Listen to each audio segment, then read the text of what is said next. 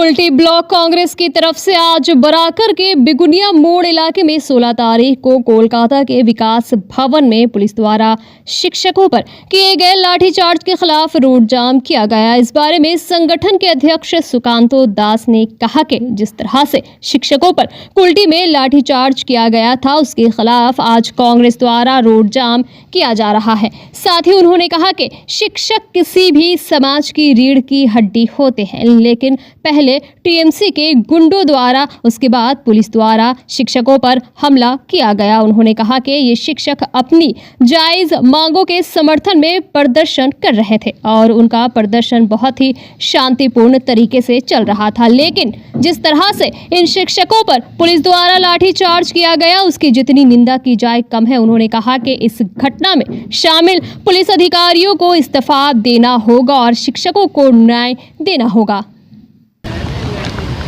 আমাদের আজকে আপনারা জানেন যে 16 তারিখে বিকাশ ভবনের সামনে চাকরি হারারা যারা শিক্ষক শিক্ষিকারা শান্তিপূর্ণভাবে ধর্নায় বসেছিলেন, কিন্তু দেখা গেল কি যে সেই ধর্না মঞ্চে হঠাৎ করে তৃণমূলের গুন্ডারা যেমন সব্যসাচী দত্ত এবং ওনার গুন্ডা বাহিনীরা এসে হঠাৎই তাদের ওপরে হামলা করে এবং যখন গুন্ডার বাহিনীরা পারলেন না তখন পুলিশ প্রশাসন সেই গুন্ডা বাহিনীর জায়গাটা নিয়ে পড়ে সেই নিরীহ শিক্ষক শিক্ষিকারা যারা শান্তিপূর্ণভাবে ধর্না করছিলেন তাদের ওপর বেধড়ক লাঠিচার্জ করে এবং লাঠিচার্জ করে না মানে মারার উদ্দেশ্যে করে। কারণ আমরা জানি যে যদি কোথাও আউট অফ কন্ট্রোল হয়ে যায় ল তাহলে প্রশাসন লাঠিচার্জ করতে বাধ্য হয়, কিন্তু তার একটা নিয়ম আছে, সেটা হচ্ছে লাঠিচার্জটা কোমরের নিচে হয়, কখনো মাথার উপরে হয় না।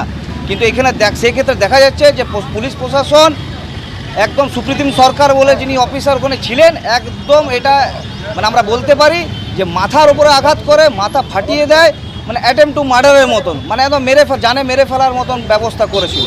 তো আমরা বলতে চাই সেখানে কি কোনো ক্রিমিনাল অ্যান্টি সোশ্যাল গুন্ডা এনারা কি ওখানে বসেছিলেন না আমাদের ভারতবর্ষের মেরুদণ্ড শিক্ষক তারা ওখানে বসেছিলেন?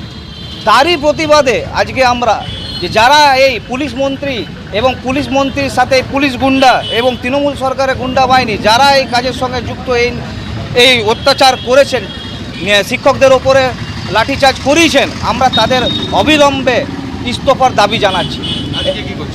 আজকে আমরা এখানে কুলটি ব্লকের আমাদের বড়া করে বেগুনিয়া মোড়ে আজকে কুলটি ব্লক কংগ্রেসের পক্ষ থেকে আমরা এখানে অবস্থান বিক্ষোভ করছি এবং আমরা চাই যে যারা এই কাজ করেছেন তারা যথাশীঘ্র চাকরি হারাদের চাকরি ফেরত দিক এবং যারা এই লাঠিচার্জের মতন জঘন্যতম ঘটনার সঙ্গে যুক্ত তারা সরকার পক্ষ থেকে ইস্তফা দিক।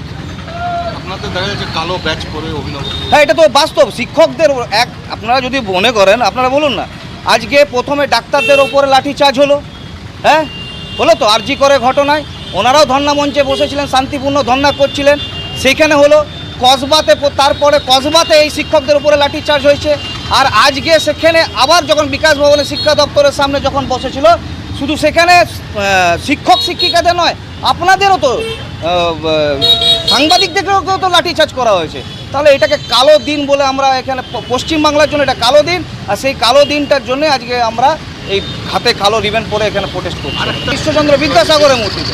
আপনি যদি একটু 16 তারিখের রাতটা যদি মনে করেন তো সেই জায়গায় দেখবেন বিদ্যাসাগরের স্ট্যাচু ছিল, যিনি শিক্ষার প্রযুক্তির ক্ষেত্রে এক যুগান্তকারী মহাপুরুষ।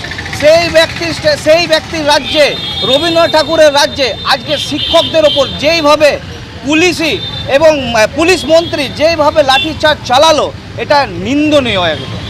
এই জন্য আমরা আজকে বিদ্যাসাগর রবীন্দ্রনাথ ঠাকুরকে স্মরণ করে এসে এখানে বসেছি যে দেখুন আপনার রাজ্যে এটা কি চলছে। আপনার নাম?